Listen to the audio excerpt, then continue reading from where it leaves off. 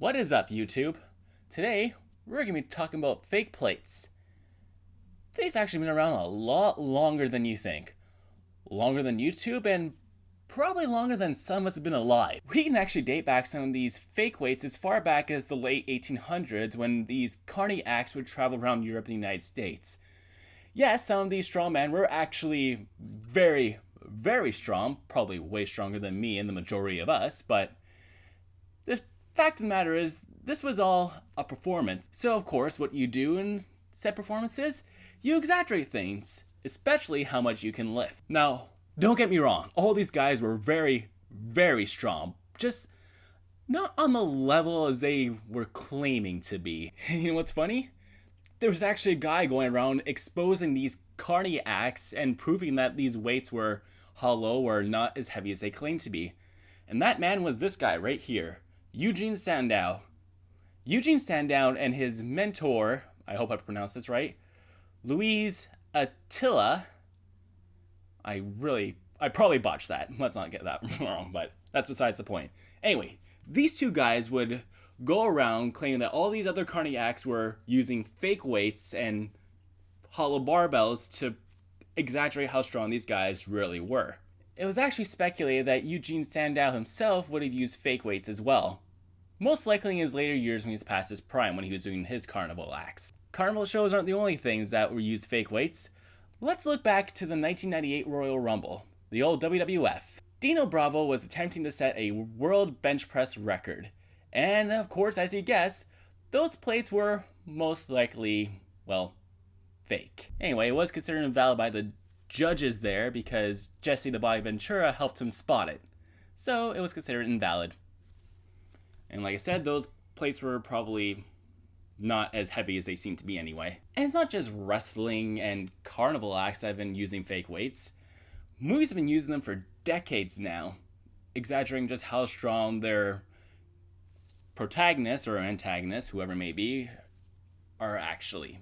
Even fitness magazines can't get past the whole fake weight phenomenon. They've been doing that for just as long as the movie has, if not probably longer. But here's the thing, like, all these guys I just mentioned, they're all already, like, reasonably strong guys. They definitely look the part that they could bench press a planet. And this is kind of where Brad Castleberry falls into. A guy who is already a reasonably strong guy, just supposedly anyway, exaggerating how much he can actually lift and claiming he's making all these world records, even though no one's ever been there to actually legitimize the lift. Yeah, of course we can't talk about fake plates and weights and all that other fun stuff without mentioning Brad Castleberry because, let's be honest, ever since he's burst onto the scene, this is kind of when the whole fake weights phenomenon kind of started on YouTube about a year or two ago. He is an Instagram star who would post these ridiculously heavy lifts, and of course it would amass just tons and tons of views on Instagram and even go viral in some cases. But I'm just going to be flat out honest with you guys, I've never been a fan of Brad Castleberry.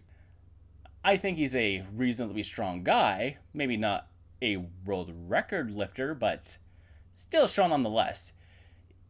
Even if his form is about as pretty as the donkey's anus. And people hate this guy because of this whole fake weight stuff, and it isn't hard to see why. Well, you can kind of get away from letting guys like Sandown or even Dino Bravo can get away with using fake plates because, oh, it's for a show. They're not doing any harm. It's this guy who is claiming that he's a world record lifter, even if he's not officially a world record lifter. And he's just saying, like, yeah, this is all real, bro. Woo, light weights, get strong, get swole. Woo. You kind of get the picture. I mean, a lot of people think he's just disrespecting the sport of powerlifting. This is a guy who is literally being called out to say, hey, look, come do this powerlifting meet. We'll pay for your trans, we'll pay for your hotel, we'll pay you $10,000 just to compete. You don't have to win just to compete. Now, I don't know how much money this guy makes as an Instagram star, but if he can turn down $10,000 just to protect his reputation, then he must be doing pretty darn well for himself. Just for a guy, just to lift up a bunch of helium plates. And while Brad Castleberry might have gotten the most attention from amongst the YouTube fitness community, he's not the only guy that's guilty of using fake plates. Or the only guy who at least has been accused for using fake plates. There have been a couple of other notable people on here that have been accused of this heinous YouTube crime.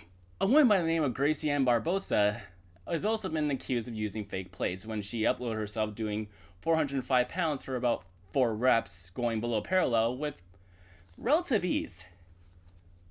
And of course, people call around kind of say, hey, prove your lifts are legit, but of course, much like her senpai, Brad Castleberry, she has yet to actually appear. There's actually, however, one person who said, you know what, I'm going to prove my lifts are real. I'm going to come out, I'm going to do this, and I'm going to prove to the world that I am as strong as I look. And that woman is Hiba Ali. Now, okay, you've probably seen the video already of Hiba Ali trying to replicate her wall sit that she did on Instagram. And let's just say it wasn't as pretty as her original attempt, but I'll leave the speculation up to you. I'm never saying that she did use fake weights. I'm not saying that any of these people use fake weights. I'm just kind of speculating, giving my opinions, and just kind of seeing what the general audience has to say about these folk. So, was she using fake weights? She could have just been having an off day. There are a lot of factors that can deteriorate your strength. Maybe she didn't get enough sleep. Maybe her nutrition was bad that day. Maybe she was coming out of a cold. You never know what may happen. Not saying she's using fake weights. I'm just saying you draw your own conclusions. Anyway, the point I want to make here is that people are saying, oh, I'm surprised that people are still using fake weights and posting these ridiculously heavy lifts when it's clear that the plates on the bar aren't real.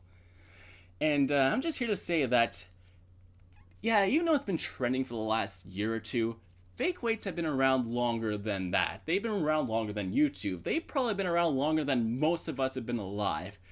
It's a thing that will continue to happen in showmanships and even in Instagram and YouTube videos. And it'll probably happen for years or even centuries to come. I don't know. I don't know what the future holds. It could die out tomorrow for all I know. But as long as people are getting attention from it, it's going to keep happening whether we like it or not. And is this respectful to actual strongman lifters who have actually performed these incredible feats of strength, who actually hold legitimate world records? Yeah, it kind of is. But if you're doing it for a show, I guess you can kind of get away with it. But if you're doing it for attention, that's where you kind of hit that gray area. Anyway, that was just a brief history on fake weights. And I just wanted to prove that, like I said, they've been around for a long time and probably will be kicking around for a long time. That's all for this video. Let me know if you liked it down below and leave me a comment. Let's get the discussion going. And with all that being said, I will see you all next time. Bye-bye.